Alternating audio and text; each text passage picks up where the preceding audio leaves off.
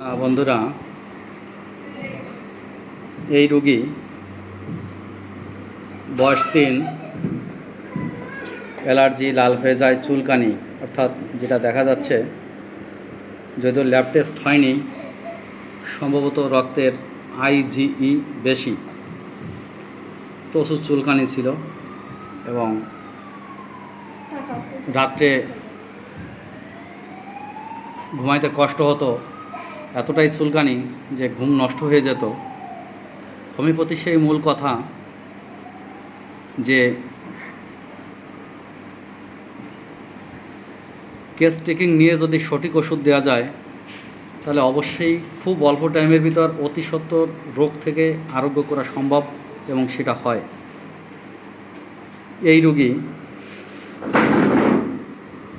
এর pass হিস্ট্রিতে diarrhoea হয়েছিল, ওর বাবার ডেঙ্গু হয়েছিল, টাইফয়েড, জ্বর, এবং ওর মার মাথা ব্যথা, অ্যাপেন্ডিসাইড অপারেশন, বাত জ্বর, ডায়রিয়া, ওর গ্র্যান্ডফাদার মাদার বাত ব্যথা এবং টিউমার অপারেশন, ক্যান্সার আছে এবং চোখ অপারেশন। ওর আঙ্কেল আন্টি কানের সমস্যা, হার্নি অপারেশন, হার্ট, রোগী গরম কাতর,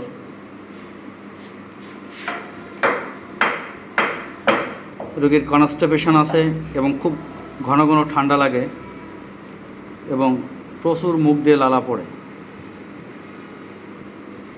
রোগী মিষ্টি একদম অপছন্দ, মাংস পছন্দ, মাছ পছন্দ এবং ডিম পছন্দ।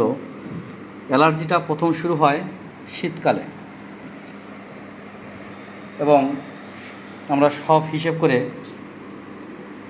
যে ওষুধ দিছি তাতে রোগী অনেক ভালো আছে। রোগীর গার্জিয়ান থেকে কথাটা শুনবো, মুখ দেখাবো না।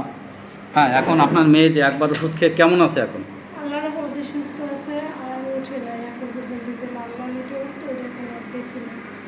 মানে ওষুধ খেয়ে মোটামুটি এখন যতটা সুস্থ আছে, এর আগে এরকমটা ছিল না এবং সে যথেষ্ট কষ্ট ভোগ করছে, এই তো? আর আগে যেমন টাক লাগলেও লাল হয়ে যেত না, এইবার অনেক এইভাবে পড়ছে কিন্তু এই লালটা হয় না, কালোটা হয় না। তার মানে যেটা রোগীর গার্জিয়ান যেটা বলতে চাচ্ছে সেটা হচ্ছিল এই যে রোগী যদি কোনো জায়গা আঘাত লাগতো বা কোনো রকমভাবে কেউ স্পর্শ করতো, ওই জায়গাটা লাল, একদম লাল হয়ে যেত, বা যেটা আইজি থাকলে সাধারণত যেটা হয়, এই রোগীর এতটাই ছিল। এখন ওর যে পায়খানা প্রতিদিন যেত না, কনস্টিপেশন ছিল, পায়খানাটা কেমন হচ্ছে এখন? এখন প্রতিদিন হচ্ছে এবং সেটা শক্ত হচ্ছে না। যাক, আমি যে মেডিসিনটা দিয়েছিলাম সব ওষুধ ওনার পূর্বপুরুষের ইতিহাস নিয়ে, সব ইতিহাস নিয়ে ওকে আমি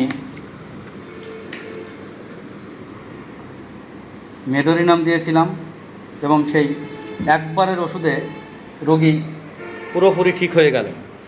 ধন্যবাদ।